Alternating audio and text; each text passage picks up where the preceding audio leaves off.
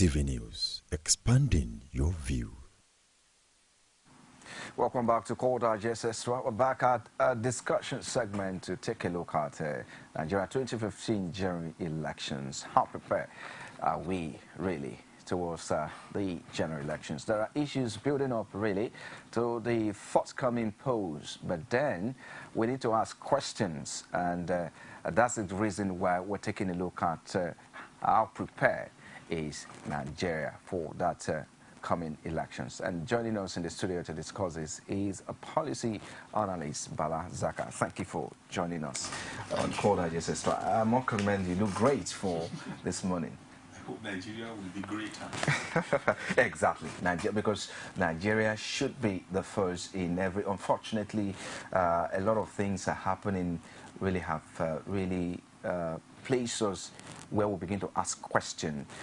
And now, on a lighter mode now, do you think we're really prepared for the 2015 general elections, looking at the build-up and all the events surrounding what is happening now to the election? I think considering where we have reached at the moment, I mean, it's looking more positive than probably some months back, you know. And we have suddenly realized that our success as Nigeria, you know, will basically set a template or framework for the continent of Africa. Somehow, somewhere, we just wanted to just forget about ourselves, because ultimately we are the industrial hub of Africa, right? In terms of so many things. When you look at the strata of Africa generally, virtually everything you can talk about in terms of indices starts from Nigeria. But at some point, it's difficult to say, did we lose the bearing? Did we just become careless? But it's just good that we are beginning to retrace our steps. So when you look at it, whether on the side of violence, in the side of morals, in the side of management, in the side of corruption, whatever, we've just discovered that we are a model, a continental model. And if it will take us to redesign our strategies, to anatomize and X-ray our lives, and make sure we get back to where we are supposed to get back to, so be it. But before now, international communities have come out to predict that Nigeria will split by 2015, and they I guess when they made that prediction, they were actually looking at how crucial and tough is the 2015 election. So it's going to be. Do you buy into that sentiment? Are you bothered with that prediction? Well, I was happy that that sentiment was aired out, because at some point truly we lost the bearing. And that was why I said at the beginning of the discussion that we represented everything in terms of a great model. In terms of intellectuals, you can only talk about Nigeria. When you talk in terms of sports, when you talk about support for other, emerging, Nigerian communities or nations that eventually got independence. When you talk about the South Africans of those days, the Rhodesians of those days, at some point Nigeria was even boycotting international games like Olympics and Commonwealths just to make sure they support. When you go to Zimbabwe, Nigeria supported. You go to South Africa, Nigeria supported. Angola, not even talking about the region of West Africa in terms of stabilization. But at some point, we actually drifted off the line. So if it was going to take the entire world to say, hey, Nigeria, you are going to break down, you are going to get balkanized in 2015, if it was going to take that sentiment or that abuse or that cajoling for us to get ourselves back on track, for me today, it's a blessing in disguise. I think I want to believe at some point, we just started asking ourselves that, is it really true that we will get balkanized? We will not exist as Nigerians? After all the labors of our heroes past, what do we need to do? And for the first time, we are also seeing competitive elections. You know, you have a government in power doing its best, but you are having also a very strong opposition. So one way or the other, we are having a total check and control. And if that will help the future governance of Nigeria, tra-la-la. Interesting. What do you need to see, in your own opinion now, what do you think we should be careful and really take cognizance of as we, head to the polls, in March. What do you think Nigeria really need to be careful now? The key thing Nigeria needs to be conscious of is to just be aware that all the gladiators, whether you are calling in Social Democratic Party, National Conscience Party, Action Alliance, COA Party, not to talk of the key gladiators like PDP and APC. Yeah. We just need to understand that all the contestants and gladiators are prominent sons and daughters of Nigeria. All this struggle, all this exchange of banters, which is probably on the high side for me, and the spitting of venoms is a little bit intolerable on my side. But we just need to understand they are all prominent sons of Nigeria. Just for having those great men and women trying to lead Nigeria, we should be proud that we are an embodiment and a country that is a collection of great and intellectual minds. But we need to understand that at the end of the day, there will be one person called the President of the Federal Republic of Nigeria that will be sworn on the 29th of May 2015. Whoever eventually wins, we should understand that he is first of all a Nigerian or she is a Nigerian. But the key thing we must pray for is let there be an inclusive democracy. Because if you have an inclusive democracy, that simply means all those great Nigerians that are today gladiators to lead Nigerians will be involved in what? In leading Nigeria. And you can imagine how the input, individual and collective inputs of all these great Nigerians today. So these are the things we need to look for. It's inclusive democracy that will be the key. But when you look at the respective campaigns of the gladiators, they are really trying to, or they are lieutenants. Some of the political venoms that I see them spitting sometimes make me feel we shouldn't, or we should advise ourselves against practicing the democracy of exclusion, extermination, or vengeance. That is just what we need. But as long as it's an inclusive democracy, why not? Inclusive democracy simply means you can defeat me or you can defeat my party. But if you notice that the best economic planner is from my camp, you will take him on board. If you notice that the best person that is going to manage sports is from my own party, even though you defeat me, you will take him on. That is inclusive democracy.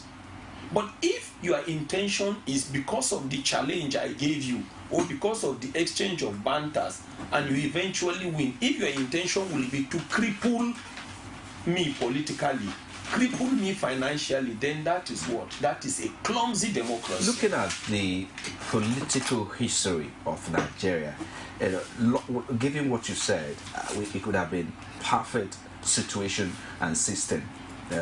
And that again would have really helped put back Nigeria. But then, looking at politically, do you think Nigeria will come to a point where we can begin to practice just like what you have cited? That's what we hope for. And that's why we are called an emerging democracy.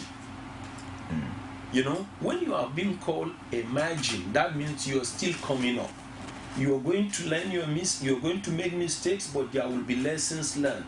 But the mistakes should not be so catastrophic to the extent where it will cause despair in people. That's just what you just need to learn. Definitely when you are an emerging, that means you are learning, right? But also try and make sure you avoid the potholes or lacunas of other countries. Because when people are growing and are developing, and you're trying to learn from others, it simply means where they did well, improve on that and move forward. But where they got it wrong, avoid those potholes, pit holes, or lacunas. Because the experiences are definitely not good. You mustn't learn from your own negative experience before you will develop or become matured. That's what life is supposed to be. And remember, nobody is expecting a perfect government, but we will be happy to have a realistic government. There is nothing really perfect even in life, but you can have something realistic and reasonable. That's all we wish and pray for. Even the best democracies are not perfect, but you can see elements of being realistic, being honest, and being inclusive, and being tolerant in the way they carry out their activities of governance. Let's also look away from that now, and take a look at what is your take? Initially when the election was postponed, a lot of people were saying no, election shouldn't have been postponed. I don't know if you buy into that, that the fact that election was postponed was a good cause, but do you think the postponement has created an environment for Nigerians to prepare very well? Because as at Thursday rather, INEC said they have distributed over 78% of PVC. Do you think that postponement really opened a window for a real preparation for Nigerians to head to the polls, really, that will grant a credible and free election? Strange enough, it depends on who you're talking to. The postponement of election today, I am telling you, whether it was right or wrong is based on the balancing of what we call probabilities. And it depends on who you're talking to. But one thing I know is that somehow, somewhere, the postponement of that election all of a sudden calmed down the tension. Believe me. The rate at which Nigeria was becoming tense was just unnecessarily high. Because just before the postponement so you can see I'm not even talking about intentions of political parties. All right. But before that time, everywhere was just tensed. People were unnecessarily scared, right? Locals, that is those of us who are Nigerians, there were people who were moving their families to their villages as if there is no death in villages. People suspended activities. Some people were closing down shops. I think Nigeria was just heading to really a crossroad. And when you talk about heading to a crossroad, either of two things will happen. To a point of hope and a point of despair, to a point of holding on and the point of breaking down. I saw that tension. I saw us really heading to a crossroad. Nobody can tell you how Nigeria will have been if that election had held. Nobody can tell you if probably Nigeria will have been in flames today, or all of us will have been singing and clapping our hands. I personally don't know. But I saw tension. One way or the other, I think everybody has generally calmed down now. But reaching 28th of March now, 2015, is no longer looking like a do or die affair, as it was looking probably between the two parties, just before it was postponed. That's what I can tell you. But the reasons that were adduced or presented by the federal government are reasons you must place on the table. Whether you like it or not, in every country you have leaders. And if you accepted that those are your leaders, no matter how they are in terms of their intellectual, intuitive, or managerial capabilities, if you entrust that leadership role to them within that time frame, you must allow them to lead and you must listen to them. So the reasons that were given to us Nigerians were, one, insecurity. Exactly. Right? Then that probably as the principal reason. Then a less principal or a minor reason also was that so many people will be disenfranchised. One way or the other, it was glaring. The level of insecurity that time was definitely higher compared to now, especially in that flank of the northeast. As at that time, I think we have not been able to push back or to give Boko Haram some punches compared to what I hear today, right?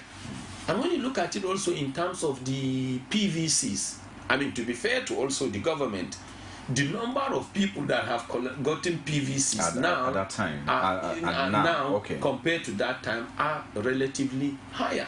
So, but is this move enough to really give us a very credible election as Nigerians expect?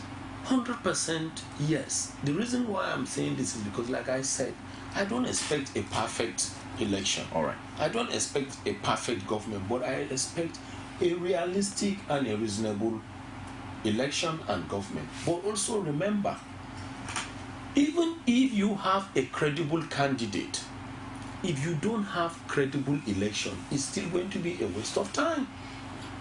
In like manner, even if you have credible elections, if the candidates are not credible, right, it's going to be a waste of time.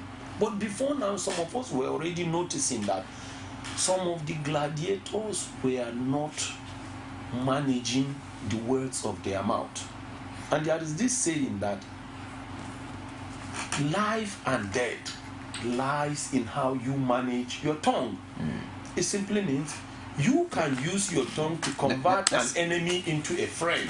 Let's quickly pick up this call, Balazaka. Hello, good morning. Hello, good morning. Yeah, good morning. Tell us your name and where you're calling from. My name is Chester. I'm calling from Ojudubega. Okay, Ken, calling from Ojudubega. Go ahead with your contribution. Yes, sir. Yeah. Good morning, Mr. Bala. Thank you very much for your contribution. Good morning, my brother, man. On the postponement of the election, I believe INEC was not actually ready. For instance, when I went to collect my PVC card, I saw my wife's card. And since then till today, we've been there over 20 times. We cannot find the card again. I make it lying to Nigerians that cards are there, people are not collecting. You understand? We heard rumors that some people are buying PVC cards. Whether they are buying from minus cards, we don't know. So, and I keep lying to Nigerians that is the military that said they are not ready. Not that they were ready. I was never ready. Thank you. Thank you, Ken, for making your contribution. So you could see that's a pointer. That was somebody that would have been completely disenfranchised.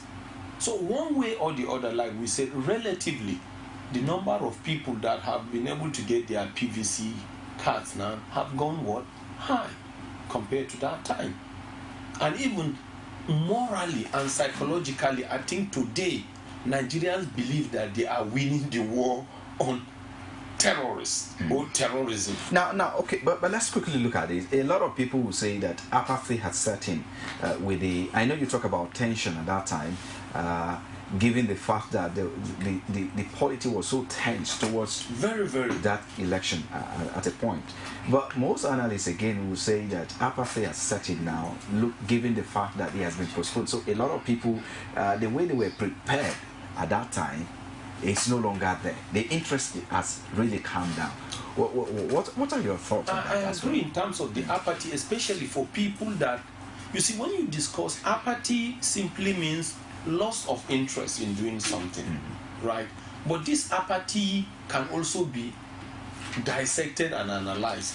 Some people's apathy arose from the fact that they took time, right? Planned their lives, planned their vacations, relocated their families to the respective places they needed to relocate their family, probably for security reasons or for ease of voting. Then all of a sudden you said what? You shifted the election. That on its own created an apathy, right? You also have people who truly were set to get to vote. Let's quickly pick up this call. Hello, good morning. Good morning. Yeah, good morning. Please tell us your name and where you're calling from. Yeah, please could you speak up a little bit? Hello? Hello? Hello? I guess we lost him there. So you're talking about the loss of interest of people. What it depends on, you see, the apathy could come for so many, as a result of so many reasons. Like I said, you can imagine somebody who planned his vacation, plan where moving his family, some even moved their family just a week before that time, right? You cancel the election. Do you expect that person to come back to his previous location and wait again after like probably 6 weeks to go back? That is apathy on its own. Then you have also people that truly wanted to vote. After that time, they would not have time again. Probably their plan was after the 14th and the 28th of February, they were going to travel. 14th of February and 28th of February. 14th of February and 28th of February, they were going to travel on vacations. So, you see, it depends on who you're talking to, but the way the tension has just calmed down is the way, one way or the other, some people have just probably have their interest and zeal watered down or diluted.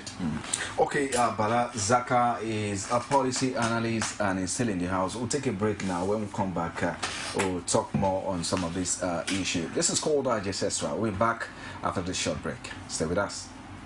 Has it been a difficult task for you to purchase exquisite, classic, durable and sturdy furniture that will last the test of time? Here is good news for you.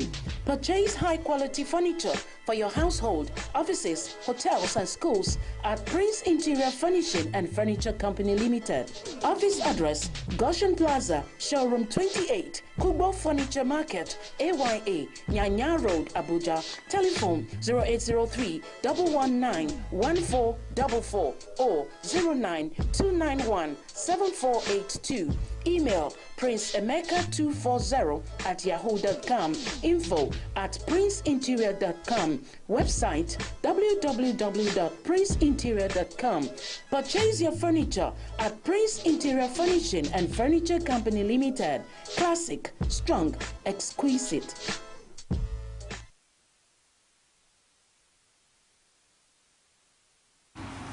Glad to have you back now. It's called Digest Extra. Bala Zaka is a policy analyst talking about Nigeria 2015 general elections. How prepared are we? Thank you for being there in the studio, Bala. But let's take a look away from that issue we discussed earlier now and take a look at the purport or alleged APC has alleged PDP that there's a plan to remove Jega from office. Now, what is the implication of this? Do you think Jega should be removed at this point in time that election is just around the corner? The reason given by PDP is that it's in the paper this morning that he has to proceed on leave because that according to civil service rules. What are your thoughts on this? Well, if you ask me straight away on whether Jega should go at this critical time, remember I'm using the word critical time of our political decision, I will say no. And the reason is this. It's been long since we started looking for a credible, system of governance. That simply means when you talk about totality of governance, you're talking about credible candidates, credible election, and most importantly, a credible umpire. That does not mean that nobody is indispensable, right? But if you look at it, the system is so critical. There is so much degree of suspicion and distrust to the point where anything we can just hold on to and manage to make sure we get to El Dorado should be tolerated. Okay. But there are things we call constitutions. There are things we call legal systems. And like you said, there are also rules we call civil service rules. I think constitutionally, Jega cannot just be removed like that. Right? All right. But if based on civil service rule, Jega is supposed to go on maybe pre-retirement leave, somehow I can just say you have what we call coincidence of accident or accident of coincidence. Which means? It simply means, honestly, Nigerians as a whole need to sit down and still exchange words, decide on what needs to happen. I would suggest there is nothing wrong even if the Federal Executive Council, right, tries to sit down and to look at it critically, because it's just a coincidence that you cannot really do something about if it is in line with the civil service rule, right? And that coincidence is the coincidence that would be real. But let me hold you there. Let's quickly take a listen to what these Nigerians are talking about.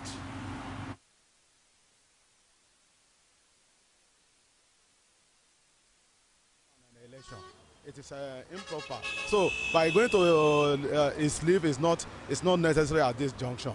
So he's supposed to see to every aspect of the voter's card that makes to ensure that everybody collect his or her voter's card. The issue of Jega, people are saying government want to sack him. Government want to sack him. I don't think so. His appointment as annex chairman is under our constitution. And I learned that the constitution said that 3 months to the day, to the expiration of this tenure, is to proceed on leave. If that is the law, so fine. Now, why is the people now insinuating that it's federal government that is asking you to? I don't think it's right. If you discover that there are some leaders under your control that are not loyal to your instructions or your directions, there are every tendency that you have to remove them out of office for you to pave way to the right thing you want to do. Let me correct you on that very side. Mm-hmm. Jonathan Ebele is a Nigerian president, but it's not all in all. We are in democratic set of rules. You get me right? As they debate this thing in the House, that this Jega should go on leave, why should they do that, even by this time, when we are expecting an election? So it's not, there is something hidden, as I told you. Let us be realistic. Let us be realistic. Let us. Talking from the both side of your contribution or your negotiation, if I can listen to you very well. Well, that's the take of some Nigerians on the street there, debating whether Jega should go or should stay. But again, should it be thrown to the House of Assembly and be debated? Looking at what you said earlier, that this critical time, it's a critical moment. But you see, if it is also part of the civil service rule, then Jega must not be an exception. He must proceed. But the question also we need to ask also is that, are there times when, depending on the criticality of moments, right, certain things can be waved aside? We've heard of cases where either somebody will be like either an inspector general of police or somebody holding a sensitive position. Depending on how critical the moment is, the person may not go on retirement at that time. We've heard of people who are supposed to go on retirement at the age of 60, but they were kept till the age of 61, depending on the criticality of the moment. But one thing I will just appeal to us as Nigerians to still understand is this. This moment is a moment of distrust, disbelief. You understand? And one way or the other, we need to understand that Nigeria will be here long after elections are done and dusted with.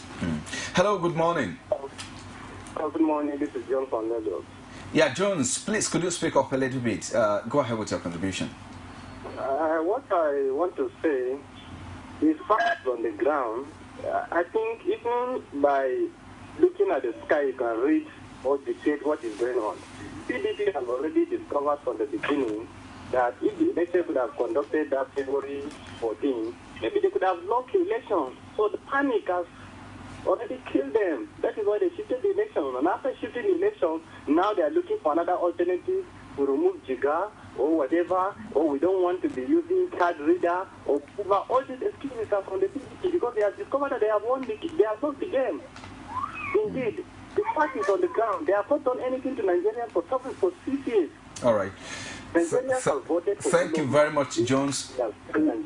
Yeah, thank you very much. We'll have to let you go now. Thank you for your contribution.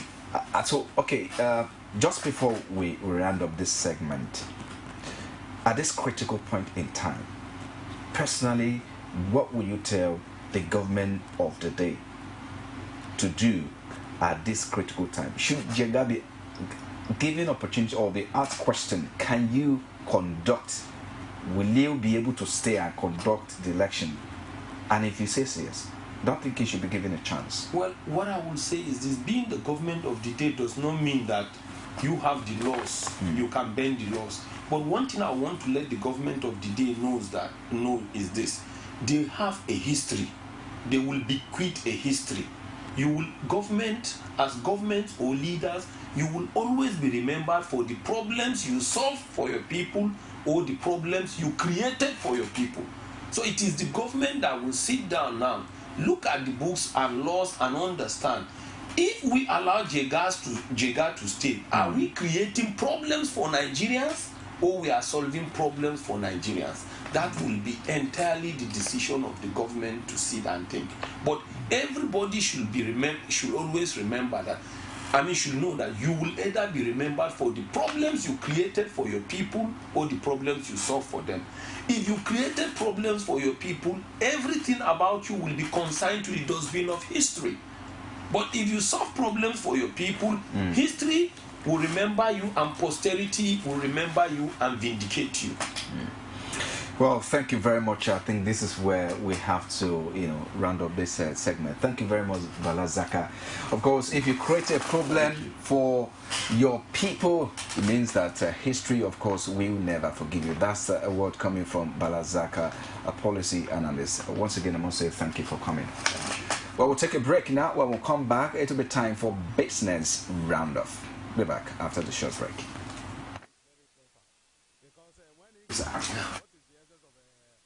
To do an election, it is improper. So by going to his leave is not necessary at this junction. So he's supposed to see to the every aspect of the voters card that makes to ensure that everybody collect his or her voters card. The issue of Jega, people are saying the government want to sack him. I don't think so. His appointment as annex chairman is under our constitution.